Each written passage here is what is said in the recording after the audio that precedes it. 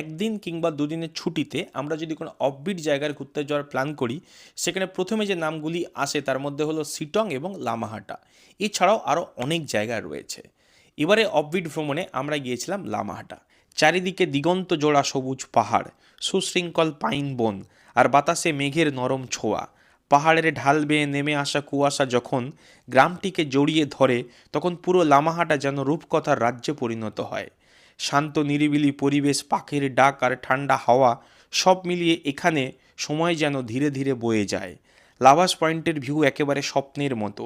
নিচে গভীর সবুজ উপত্যকা, সামনে উঁচু নিচু পাহাড়ের সারি, আর ঠিক ওপারে নীল আকাশে ভেসে বেড়ানো মেঘ। এখানকার ইকো পার্কও আরও এক স্তরের সৌন্দর্য যোগ করে দেয়। ফুল, সবুজ বাগান, কাঠের সিঁড়ি এবং উপরে জলাশয় সব মিলিয়ে এক ছবি পোস্টকার্ডের মতো অনুভূতি দেয়। হোমস্টেগুলোর শান্ত পরিবেশ, যেখানে সকালবেলায় ঘুম ভাঙে মেঘের স্পর্শে এবং পাখির ডাকে। এই এত কিছুর টানে দুদিনের দার্জিলিং ভ্রমণের সাথে আমরা একটি দিন সময় রেখেছিলাম অফবিট লামহাটা ভ্রমণের জন্যে।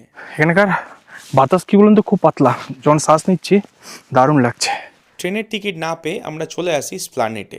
এখান থেকে আমরা ড্রিম ক্রুজারের বাসে করে প্রথমে চলে আসি শিলিগুড়ি। আর আমাদের হোমস্টেকে আমরা আগে থেকে বলে রেখেছিলাম যে আমাদেরকে পিক আপ করার জন্য গাড়ি প্রোভাইড করার জন্যে। তো সেই কথা মতো আমাদের জন্য শিলিগুড়িতে গাড়ি ওয়েট করছিল।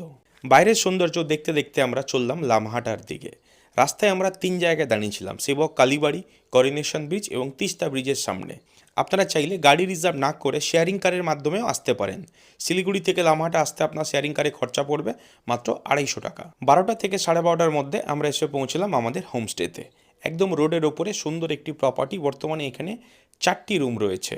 সবার প্রথম আপনাদেরকে এই হোমস্টের আমাদের যে রুমটি অ্যালোকেট করা হয়েছিল সেটি একটু আপনাদের দেখিয়ে দিই। এটা হলো আজকের আমাদের রুম। এই রুমে আমরা থাকবো। রুমের সাইজ মোটামুটি বড়। যে বেডটি রয়েছে, এই বেডে হচ্ছে 2জন আপনারা কমফোর্টেবলি থাকতে পারবেন। তার সামনে আরেকটি বেড রয়েছে, বেসিক্যালি এটা বসার কাজে ব্যবহার করতে পারবেন। এবং বাঁদিকে এখানে একটি টেবিল রয়েছে। ওয়াশরুম বেশ বড়, নিট অ্যান্ড ক্লিন, গিজারের ব্যবস্থা আছে। আর বেস্ট পার্ট হলো এই রুমের, তা হলো এই উইন্ডোটি। এছাড়াও সাবান, শ্যাম্পু, টাওয়াল তো আছেই। তারপরে আমরা চলে আসি এনাদের ছাদে। হোমস্টের দাদা আমাদেরকে জানান যে যদি আকাশ পরিষ্কার থাকে তাহলে এই ছাদ থেকে এবং রুমের উইন্ডো থেকে আমরা ক্লিয়ার কাঞ্চনজঙ্ঘা দেখতে পাবো, তার সাথে সিকিমের নামচি শহর। আর এই কারণেই আমরা এবারে লামাহাটা ভ্রমণে আমরা এই হোমস্টেটিকে সিলেক্ট করেছিলাম। কিন্তু প্রথম দিন আকাশ একটু মুখ গোমড়া করে থাকায় আপনাদেরকে কিছু দেখাতে পারলাম না, কিন্তু দ্বিতীয় দিন আপনাদেরকে দেখাবো। তারপরে আমরা ফ্রেশ হয়ে বসে পড়ি দুপুরের খাবারে। আপনারা চাইলে লাঞ্চটি এনাদের ডাইনিং এরিয়াতে করতে পারেন, অথবা আমরা যেখানে করছি এখানেও করতে পারেন।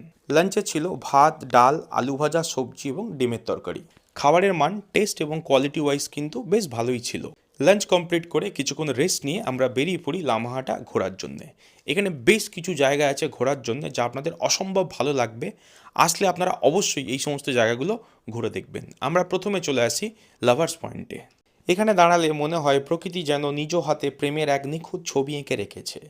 সুউচ্চ পাহাড়ের বুকে সবুজের বিস্তার, নিচের উপত্যকার নিচে কুয়াশা, আর চারিদিকে নীরবতার মাঝে পাইনধুপি গাছের সারি, সব মিলিয়ে এক স্বপ্নীল পরিবেশ তৈরি করে। লাভার্স পয়েন্ট দেখে এবার আমরা চলে আসি এখানকার সবচেয়ে জনপ্রিয় পাইন ফরেস্টের সৌন্দর্য দেখতে লামাহাটার ইকো পার্কে। এখানকার সৌন্দর্য এমন এক স্বপ্নময় অনুভূতি, যা চোখে দেখলেও মনে হয় যেন ছবির ভেতরে হাঁটছি। সবুজ পাহাড়ের নিস্তব্ধতা, সারি সারি পাইন গাছ, পরিপাটি গ্রাম্য পরিবেশ, আর ঠান্ডা পাহাড়ি হাওয়া সব মিলিয়ে লামাহাটা এক অনন্য শান্তির ঠিকানা। একটু ট্রেকিং করে যদি আপনারা ওপরে উঠতে পেরেছেন, তাহলে আপনারা এমন সুন্দর একটি জলাশয়কে দেখতে পাবেন। এখানকার সৌন্দর্য এবং এখানে কাটানো সময় বহুদিন পর্যন্ত আপনার মনে গেঁথে থাকবে। এরপরে আমরা এখান থেকে চলে আসি তিনচুলে। আমাদের হোমস্টে থেকে যার ডিস্টেন্স মাত্র 3.5 কিলোমিটার। যদি আপনারা একটু আগে আসতে পেরেছেন, এখান থেকে আপনারা খুব সুন্দর সূর্যাস্তের দৃশ্যের সাক্ষী হতে পারবেন। দিন শেষে এই অপরূপ সুন্দর চা বাগানের সামনে দাঁড়িয়ে আমরা এক কাপ চা খাই, তারপর ফিরে আসি আমাদের হোমস্টেতে। সন্ধ্যাবেলায় থাকছে ইভিনিং স্ন্যাক্স, যেখানে থাকছে চা এবং পাকোড়া। তারপরে থাকছে রাতের ডিনার। ডিনারটা আমরা এনাদের ডাইনিং এরিয়াতেই করেছিলাম। রাতের খাবারে ছিল ভাত অথবা রুটি, তার সাথে ডাল, একটি সবজি তরকারি এবং একটি ভাজা, তার সাথে ছিল চিকেন। ডিনার কমপ্লিট করে রুমে চলে আসি এবং ঘুমাতে যাওয়ার আগে উইন্ডো ওপেন করে একটু আউটসাইডটা দেখি এবং এক বড় আশা নিয়ে ঘুমাতে যাই, যাতে কালকে সকালবেলা এই উইন্ডো থেকে কাঞ্চনজঙ্ঘার দর্শন পাই। পরের দিনের সকাল স্বপ্ন পূরণ।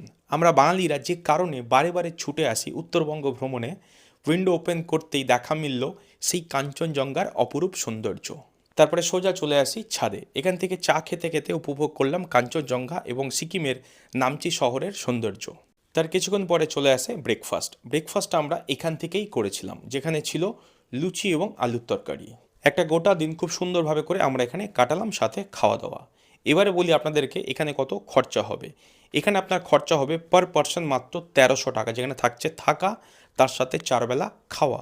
এছাড়াও আপনারা যদি চাইছেন এনজেপি অথবা শিলিগুড়ি থেকে পিক আপ অ্যান্ড ড্রপ, তার সাথে সাইট সিন করার জন্য গাড়িরও এনারা ব্যবস্থা করে থাকে। আপনি চাইলে কাস্টমাইজ ট্যুরও করতে পারেন। এখানে এসে থাকা খাওয়ার সাথে গাড়ি করে বিভিন্ন জায়গা আপনারা ঘুরেও দেখতে পারেন, যার মধ্যে কিছু জায়গা আমরা আপনাদেরকে শেয়ার করেছি। এছাড়াও আপনি চাইলে Lepcha Jagat, Takdah, Tinchuley, Lamahatta eco park, lovers point, Dawaipani, এই সমস্ত জায়গা আপনারা ঘুরেও দেখতে পারেন। তার জন্য ক্যাপশন এবং কমেন্টে হোমস্টে ডিটেলস আমরা শেয়ার করলাম। লামাহাটা ছাড়া আর কোন কোন অফবিট জায়গার ভিডিও আপনারা দেখতে চাইছেন কমেন্টে জানাতে পারেন, আমরা তারও ভিডিও বানাবো। ভিডিও যদি ভালো লেগে থাকে এবং এই টাইপের ট্যুর অ্যান্ড ট্রাভেলসের ভিডিও দেখতে আমাদের এই পেজটিকে ফলো করে লাইক, কমেন্ট, শেয়ার করতে ভুলবেন না।